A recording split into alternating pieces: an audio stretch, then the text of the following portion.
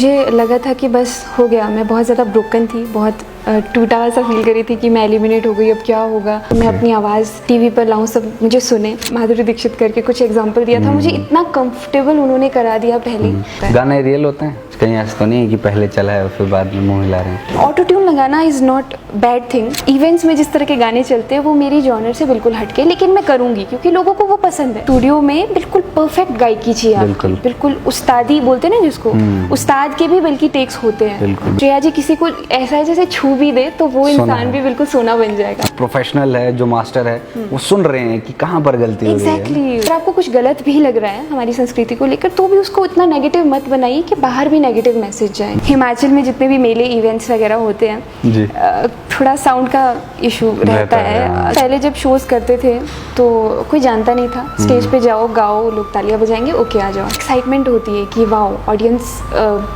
कोई है वहाँ पे बैठा हुआ ऑडियंस में जो इंतजार कर रहा है आपके लिए। हिमाचल में सबसे पहले तो लोगों के दिलों में जगह बनानी है, पूरी कंट्री में। हाय रे वो दिन क्यों ना आए, जा जा के रे तू, जा जा के रे तू लौट आए, हाय रे वो दिन क्यों ना आए।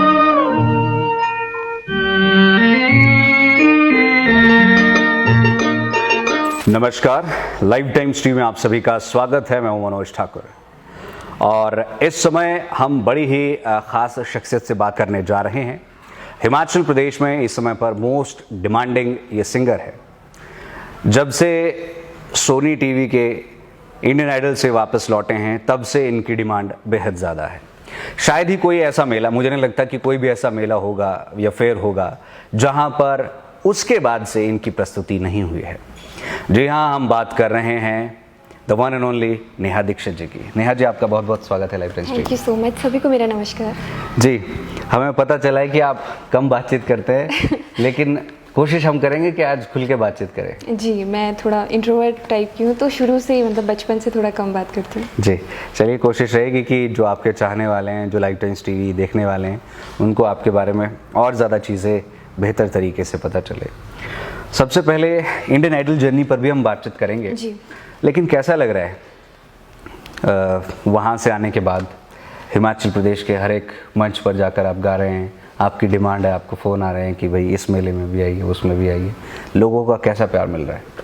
बहुत अनबिलीवेबल है मेरे लिए, क्योंकि जब इंडियन आइडल से मैं आई थी उस टाइम पे मुझे पता नहीं था कि मुझे लोगों का इतना प्यार मिलेगा। मुझे लगा था कि बस हो गया, मैं बहुत ज़्यादा ब्रोकन थी, बहुत टूटा हुआ सा फील करी थी कि मैं एलिमिनेट हो गई, अब क्या होगा, क्योंकि टेलीकास्ट नहीं हुआ था उस टाइम पे।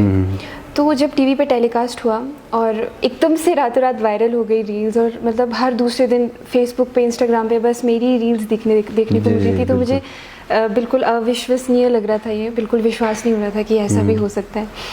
तो लोगों के डीएम्स, कमेंट्स में सारे पढ़ती रहती थी, अभी भी पढ़ती रहती हूँ, और सारे पॉजिटिव थे, एक भी उसमें से नेगेटिव नहीं था, टच वुड। तो मुझे बहुत ज़्यादा प्यार मिला है लोगों का, इसके लिए मैं थैंक यू सो मच सभी का बहुत बहुत धन्यवाद करना चाहती हूँ। उन मोमेंट्स पर भी हम बातचीत करेंगे जो आपने वहाँ पे बिताए और हम लोगों ने देखे। 55 मिलियन से भी ज़्यादा जो है वो शायद ज़्यादा बार जो है वो रीच उसकी गई, और वन ऑफ द हाईएस्ट रही है ये, यदि हम सोनी टीवी के इंडियन आइडल शो की बात करें। पूरी जर्नी, पूरी सारी चीज़ें जानने से पहले हम आपकी थोड़ा सा बचपन की ओर चलते हैं, उस जर्नी को जानने की कोशिश करते हैं। कहाँ, किस गांव के आप रहने वाले हैं, कहाँ से आपकी स्कूलिंग हुई है, कैसा बैकग्राउंड रहा है, थोड़ा सा वो बताएं ज़रा। मैं नेरी की रहने वाली हूँ, अगर आप सबने सुना भी होगा, मैंने कहा था। कहाँ पड़ता है नेरी? नेरी है शिमला में, मशोबरा से नीचे कोई क्यारकोटी गांव है। ओके। गवर्नमेंट क्यारकोटी स्कूल है जहाँ पे मैं पढ़ी हूँ। ओके। और उसमें एक छोटा सा गाँव है नेरी, ठीक है, जिसमें करीब 9-10 घर हैं। बहुत कम जनसंख्या है वहाँ पे, बहुत छोटा सा गांव है। बहुत प्यारा गांव है, बहुत सुंदर है हमारा गांव। तो वहाँ पे ये पड़ता है। और तो कैसा रहा है आपका बचपन? मेरा मतलब गांव में जैसा होता है, सब मिलजुल कर रहते हैं गांव वाले, एंड खेलते हैं कजिन्स के साथ जो भी है, पर मेरा बचपन से ही म्यूज़िक में बहुत ज़्यादा इंटरेस्ट था। हालांकि मुझे पता नहीं था कि मैं इसमें फ्यूचर मेरा होगा या फिर मेरा प्रोफेशन ये बन जाएगा। ये बस मेरी हॉबी थी, एक तरह से शौक़ था कि मैं गुनगुनाती रहती थी, क्योंकि हमारे घर पे रेडियो होता था जो 24 आवर्स बजता रहता था। दादी गाने लगा के रखते थे, तो लता जी, रफ़ी साहब, मैं बस इनको सुन सुन के बड़ी हुई हूँ। मेरे घर में सभी को गाने का शौक़ है, पापा मम्मी। प्रोफेशनली मतलब लता जी के गाने, पापा गज़लें सुनते हैं, मम्मा बहुत अच्छा गाते हैं लता जी के गाने। तो बस उनकी वजह से सुनते वो मुझे भी गाने का, लता जी आइडल बन गए मेरे। बट पता नहीं था उसमें प्रोफेशन बनेगा। मुझे या तो टीचर बनना था या इंजीनियर, ऐसा मैंने कुछ सोचा था। तो उसके बाद एक दिन टीचर ने मेरी आवाज़ सुनी और टीचर्स को अच्छी लगी मेरी आवाज़। टूर्नामेंट में जाती थी सोलो सॉन्ग में, तो फर्स्ट प्राइज़ आ जाता था। अच्छा। तो बस उन्होंने सुनी मेरी आवाज़ और कहा कि पापा को कन्विंस किया कि इसको सिखाओ, ये अच्छा गाती है। पापा को पता नहीं था मैं गाती थी तब तक। फिर पापा ने मेरी आवाज़। किस दौरान की बात है ये कौन सी कक्षा की बात होगी? आई थिंक मैं 13 या 14 साल की थी। 2014 के आसपास। मैं 6th 7th, हाँ इतनी 7th 8th क्लास में थी। अच्छा, तब पापा को पता चला था। देन फिर पापा ने थोड़ा पता करना शुरू किया कि कहाँ पे एकेडमीज़ है अच्छी सिखाने के लिए, और फिर हमने ऑडिशन देना स्टार्ट किया हिमाचल में, और उसके बाद बाहर रियलिटी शो के लिए भी। अच्छी जर्नी रही है आपकी। मतलब पहले आपको भी ये अंदाज़ा नहीं था कि आप क्या करेंगे, लेकिन बाद में डेस्टिनी। बिल्कुल, मतलब डेस्टिनी कहेंगे इसे या क्या कहेंगे? इसे मैं डेस्टिनी ही कहूँगी, क्योंकि मुझे लगता है जो भी है मेरी लाइफ में, जो भी हो रहा है सब भगवान का लिखा है, सब प्री प्लान्ड है। क्योंकि जितना लोग बोलते हैं, हाँ काफ़ी कुछ किया है, मेरे पेरेंट्स ने बहुत सपोर्ट किया है मुझे हमेशा से, और अभी भी करते हैं थ्रू आउट। तो बोलते हैं कि इतनी ज़्यादा जर्नी यहाँ तक आते आते स्ट्रगल बहुत होता है, लेकिन मुझे ऐसा लगता नहीं है कि मेरी लाइफ में कोई स्ट्रगल रहा है, क्योंकि सब कुछ ऐसे स्मूथली होता चला गया। हाँ, मैं ये कहूँगी कि सपोर्ट मेरे पेरेंट्स ने जितना मुझे किया है, तो उनका ही सारा स्ट्रगल था इसके पीछे, जो मैं यहाँ तक पहुँची। नेहा जी, एक चीज़ हम जानना चाहेंगे, 6वीं 7वीं से आपने गाना शुरू किया और आपका इंटरेस्ट इस चीज़ में जो है वो ज़्यादा पनपा। उस समय से लेकर जब तक आप इंडियन आइडल में नहीं गए हुए थे, कैसा माहौल था? किस तरीके से आप जो है वो मेलों में जाते थे, नहीं जाते थे, अप्रोच करते थे, क्या चीज़ें थी? और उसके बाद क्या चीज़ें बदली? उस टाइम पे ऐसा था कि मेरा ज़्यादा फोकस ऑडिशन पर रहता था। या तो हिमाचल में ऑडिशन, जैसे हिमाचल की आवाज़, रफ़ी नाइट, इस तरह के बहुत सारे ऑडिशंस होते थे हिमाचल में। तो पापा मेरे साथ चलते रहते थे हर जगह, चाहे मैं कहीं भी ऑडिशन दूँ, पापा हमेशा ही साथ होते थे। तो मेरा ऑडिशन की तरफ ज़्यादा रुख था, और फिर मुझे टीवी पे आने का बहुत शौक़ था कि मैं अपनी आवाज़ टीवी पर लाऊं, सब मुझे सुने। तो फिर उसके बाद चंडीगढ़ में, क्योंकि सारे ये रियलिटी शो के ऑडिशंस होते हैं, the Voice, Indian Idol, Saregamapa, सबके, तो फिर उसके लिए ऑडिशन देना शुरू किया। तो 2016 में मेरी सिलेक्शन हुई थी स्टार प्लस के लिए, दिल हिंदुस्तानी। तभी मैं मुंबई गई थी, थिएटर राउंड तक पहुंची थी, सबसे मिली थी, जजेस से, करण जौहर वगैरह। बट उस टाइम पे वो टेलीकास्ट नहीं हो पाया था। इंटरव्यू आया था मेरा, लेकिन वो टेलीकास्ट नहीं किया था मेरा ऑडिशन, क्योंकि और भी बहुत सारी चीज़ें चलती है वहाँ पे सिंगिंग के साथ साथ। बिल्कुल, तो उन पर भी बातचीत हम करेंगे कि क्या चीज़ें चलती है। अच्छा, आप बता रहे हैं 2016 में हुआ था, उसके बाद थोड़ा आगे बढ़िए। और उसके बाद 2017 में सुरों का एकलव्य डीडी नेशनल पर आया था। बिल्कुल, उसमें भी मैं आई थी, वो पूरा टेलीकास्ट हुआ था डीडी नेशनल पे। तो इसके साथ साथ फिर उसके बाद मेरी 2021 में मेरा कॉलेज हो गया था, ग्रेजुएशन कंप्लीट हो गई थी, और मैं MA। कहाँ से किया आपने कॉलेज? कॉलेज मेरा RKMV से हुआ है, एंड HPU से मास्टर्स। तो जब मैं घर छोड़ के रूम मैंने रख लिया, क्योंकि मुझे यूनिवर्सिटी से दूर पड़ता था घर, तो मैं अप डाउन नहीं कर सकती थी। उस दौरान मुझे एकेडमी मैंने ज्वाइन की, और गुरुजी श्री TC कौल गुरुजी, उनके पास मैं सीखती हूँ। तो बस उनके साथ ही मेरा सफ़र अभी तक, जो भी मैंने सीखा है उसके बाद जो भी मेरी एकेडमिक्स रही है, सब गुरुजी की वजह से ही है। इंडियन आइडल चुपचाप से, मतलब एक कहते हैं ना, ज़्यादा शोर नहीं हुआ, एंट्री चुपचाप से आप गए, धमाका तभी हुआ जब हुआ। उसके लिए किसने गाइड किया, किसी ने, या खुद से सेल्फ अवेयरनेस थी कि इसमें जाना है? और सिलेक्शन को लेके क्या था, क्योंकि बहुत बड़ा मंच है ये, और एकदम फाइनेस्ट सिंगर वहाँ पर पहुँचते हैं, इस बारे में थोड़ा सा बताएं। हुआ ये था कि वॉइस ऑफ शिमला करके एक महादेव प्रोडक्शंस ने एक उनके बैनर के थ्रू ये एक वॉइस ऑफ शिमला सीज़न 1 आया था 2023 में। ओके। 2023 के दिसंबर में। ठीक है। तो फिर उसमें मैं फर्स्ट आ गई। ओके। दिसंबर में। तो उसके बाद मेरी जर्नी स्टार्ट हुई महादेव प्रोडक्शंस के साथ। ओके। जिसके सीईओ कहें तो राजेश कुमार सर हैं। तो उनके साथ उस टाइम से ही मेरी जर्नी स्टार्ट हो गई थी। फिर हमने 1-2 गाने भी किए साथ में। ओके। एंड उसके बाद राजेश सर ने मुझे, क्योंकि मैं ऑडिशन तो देती ही थी, जैसे मैंने आपसे कहा कि मुझे रियलिटी शो में ऑडिशंस देने का पहले से बहुत शौक था। लेकिन मैं थोड़ा सीखने की वजह से थोड़ा वो हो गई थी कि मैं पहले सीख लेती हूँ। सीखते सीखते फिर मैं थोड़ा छोड़ दिया था मैंने कि ऑडिशन की तरफ अभी रुख नहीं करना चाहिए। बट फिर मुझे राजेश सर ने कहा था दैट ट्राई करो, इस बार ट्राई करते हैं इंडियन आइडल के लिए। तो फिर मैंने ऑडिशन दिया था और भगवान की कृपा से वो सच में कुछ ऐसा हो गया चमत्कार कि सब लोगों को पसंद आ गया और उस स्टेज तक मैं जा पहुंची। बस फिर इंडियन आइडल से आने के बाद तो आप सभी को पता ही है। वो जो आपके बीच में बात हुई, चिट-चैट हुई, उससे थोड़ा सा साझा करें। वो कैसे पल थे एक व्यक्ति के लिए जिनको हम बचपन से टीवी पर देखते आए हैं, और एक सिंगर जो एस्पिरेंट होता है उसकी हमेशा से ख्वाहिश होती है कि मैं भी उस जगह पर पहुंचूं। जब वो व्यक्ति वहां पहुंच जाता है और जब जैसी बातें आपने किसी और अपने फेवरेट सिंगर की देखी होती है, आपकी होती है, वो पल कैसे होते हैं? मैं यही इंडियन आइडल से आने के बाद अपनी फ्रेंड के साथ भी शेयर करी थी ये बात कि ये जो श्रेया जी का मुकाम है, उन्हें खुद भी नहीं पता वो किस मुकाम पे है, या पता है पता नहीं, लेकिन वो इतने डाउन टू अर्थ है। उनको देख के लगता ही नहीं कि वो ये भारत के पूरी कंट्री के, इवन कंट्री हमारी कंट्री से बाहर भी उनको इतना पसंद करते लोग कि वो उस मुकाम पे है। उनको देख के कोई नहीं बता सकता। उनकी छवि, उनका ऑरा इतना प्यारा, इतना पॉजिटिव है। कोई भी सामने हो वो इतने प्यार से बात करेंगे, उसको बिल्कुल भी नर्वस नहीं होने देंगे। क्योंकि मेरे तो वो आइडल हैं।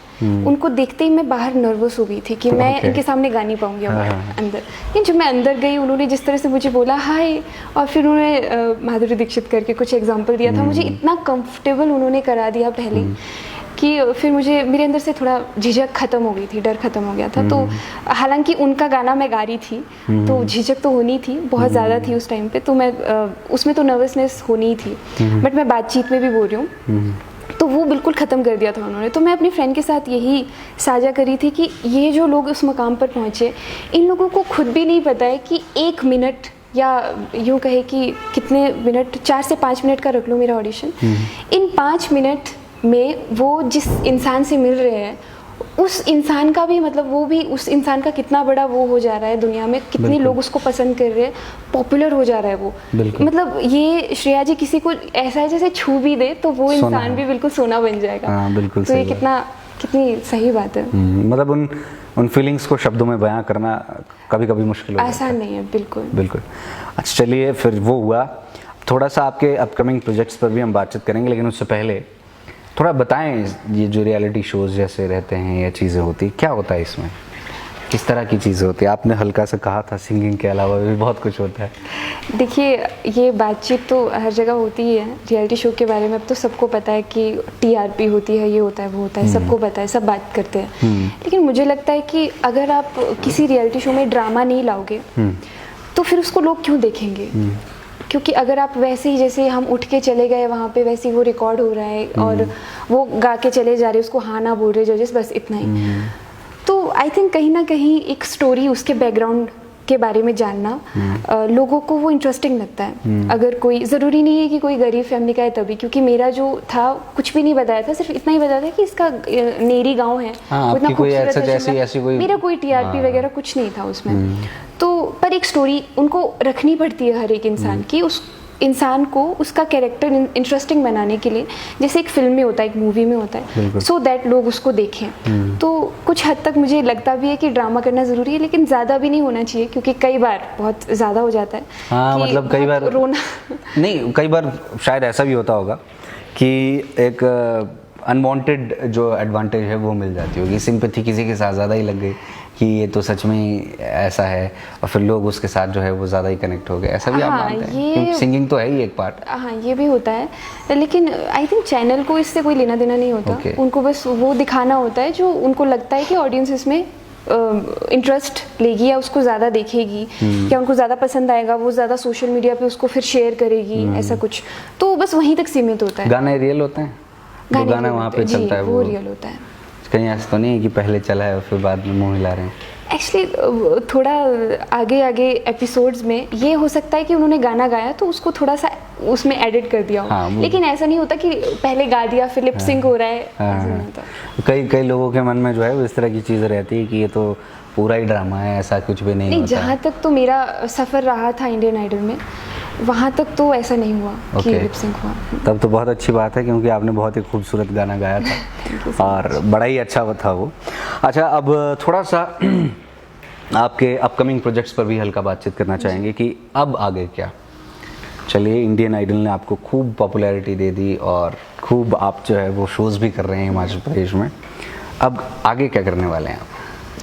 अभी आगे बस हिमाचल में सबसे पहले तो लोगों के दिलों में जगह बनानी है। पूरी कंट्री में चाहती हूँ लोगों के दिलों में जगह बना पाऊँ मैं, और बस सिंगिंग से जुड़ी रहूँ। और रही प्रोफेशनली बात, तो OTT के लिए अभी एक गाना रिकॉर्ड किया है हमने। महादेव प्रोडक्शन और हम टीम है सब, तो हमने कोई फिल्म है या सीरीज है?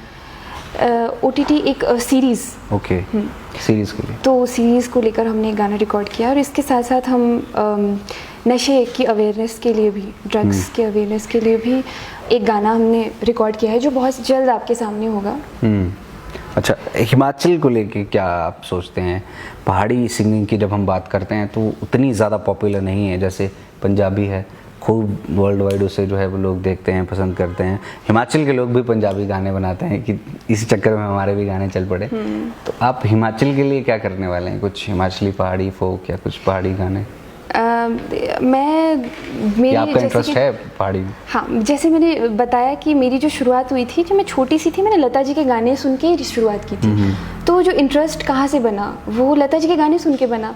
तो ये तो बहुत ऑब्वियस चीज़ है कि मतलब मेरा इंटरेस्ट उस तरफ ज़्यादा होगा जहाँ से मैंने शुरुआत की थी। लता जी और श्रेया जी को सुन के मैंने शुरुआत की।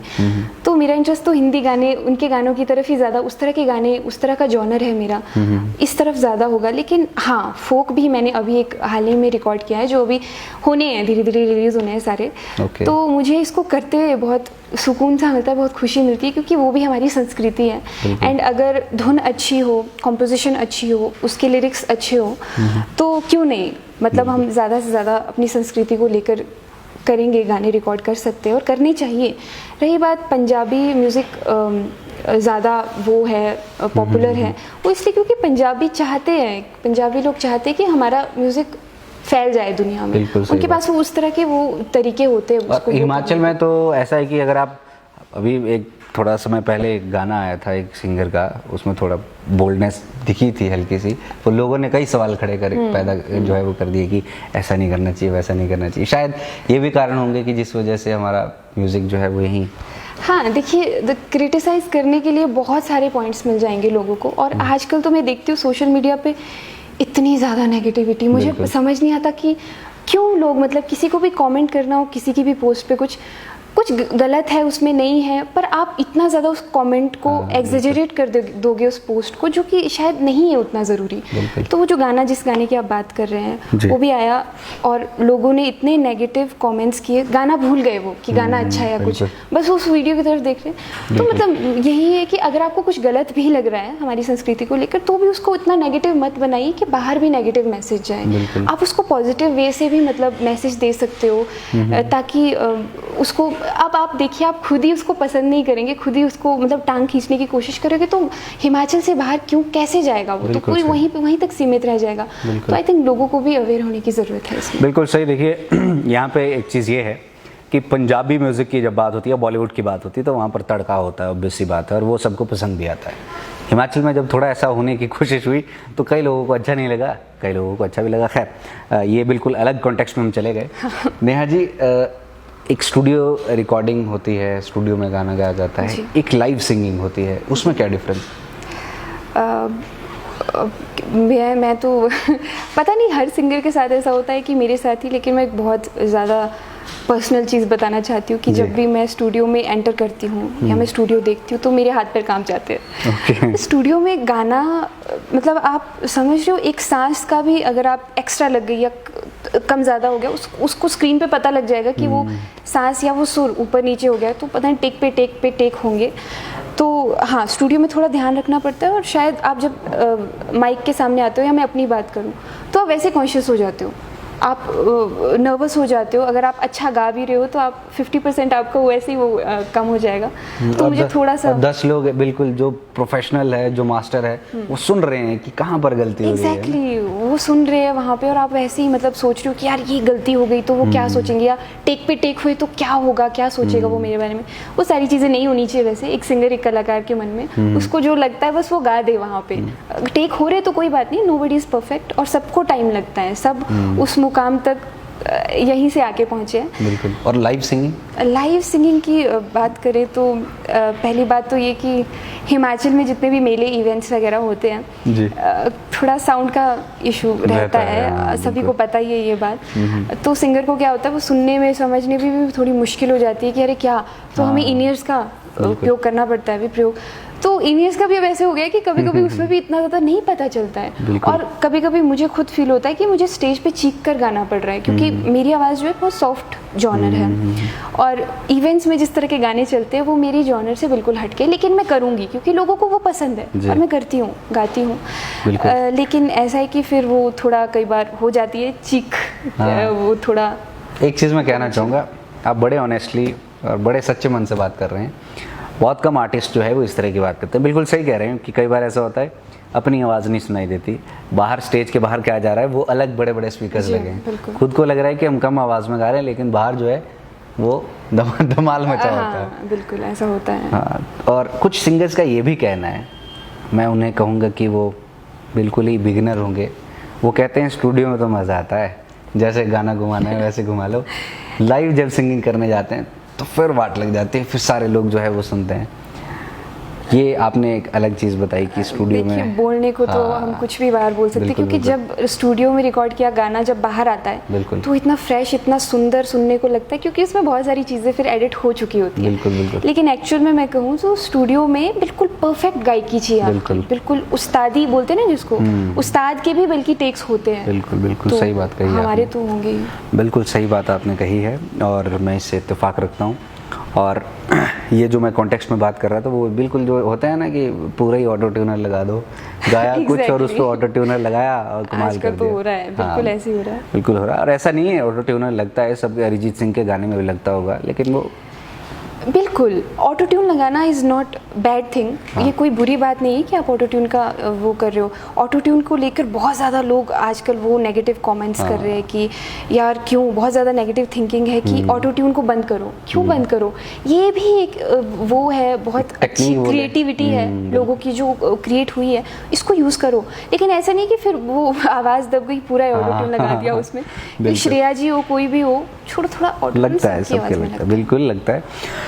अब आपकी आवाज़ में हम कुछ सुनना भी चाहेंगे, आप बहुत खूबसूरत गाते हैं, मंचों पर भी आपको सुना है, वहाँ पर भी सुना है, कुछ हो जाए ज़रा। हाय रे वो दिन क्यों ना आए, हाय रे वो दिन क्यों ना आए, जा जा के रे तू, जा जा के रे तू लौट आए, हाय रे वो दिन क्यों ना आए।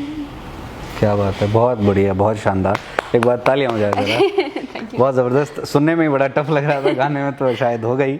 अच्छा, एक चीज़ जानना चाहेंगे, जनता हिमाचल प्रदेश की अगर हम बात करें, वैसे तो इंडिया लेवल पर भी आपकी अब खूब जो है वो पॉपुलैरिटी हो गई, लेकिन हिमाचल प्रदेश के ऑलमोस्ट सभी लोग आपको जानते हैं, तो जब आप मेलों वगैरह में जाते हैं कैसा रिस्पांस जनता का रहता है?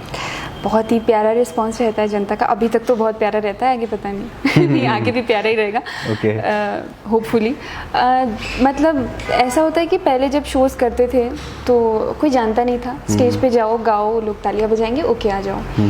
तो अब ऐसा होता है कि पहले ही एक्साइटमेंट होती है कि वाओ ऑडियंस कोई है वहाँ पे बैठा हुआ ऑडियंस में जो इंतज़ार कर रहा है आपके लिए, जो पहले ही हुटिंग कर देते हैं। जैसे आप स्टेज पर आते हो, हुटिंग स्टार्ट हो जाती है, सीटियाँ तालियाँ सब, तो वो एक अलग एक्सपीरियंस है। क्योंकि एक आर्टिस्ट, एक सिंगर यही चाहता है कि लोग उसको सुने और लोगों को मज़ा आए, लोग इंजॉय करें उसको, तो वो देखने को मिल रहा है। और आफ्टर शो भी लोग सेल्फी खिंचवाने आते हैं, फोटोज़ सेल्फीज़ वगैरह खिंचवाने आते हैं। तो एक ये नया एक्सपीरियंस है और मैं मतलब कोशिश करती हूँ। तंग भी होते हैं कभी इससे, कभी ज़्यादा हो जाता है कि इधर भी ले लो? बिल्कुल नहीं मैं बिल्कुल नहीं, मैं बहुत इंजॉय कर रही हूँ फ़िलहाल इस फेज़ को। और मुझे पता है मैं होपफुली जितने भी बड़े लेवल पे जाऊँ मैं इसको इंजॉय ही करूँगी, क्योंकि एट लास्ट आर्टिस्ट को यही चाहिए कि लोग उसको प्यार करें। बिल्कुल सही, क्योंकि जब प्यार नहीं है तो फिर आर्टिस्ट रूखा सूखा हो जाता है। खैर, नेहा दीक्षित जी का सपना क्या है, क्या करना चाहते हैं आप ज़िंदगी में? क्या अपने एम्बिशंस, या एक होता है कि मुझे ज़िंदगी में कुछ ऐसा करना है?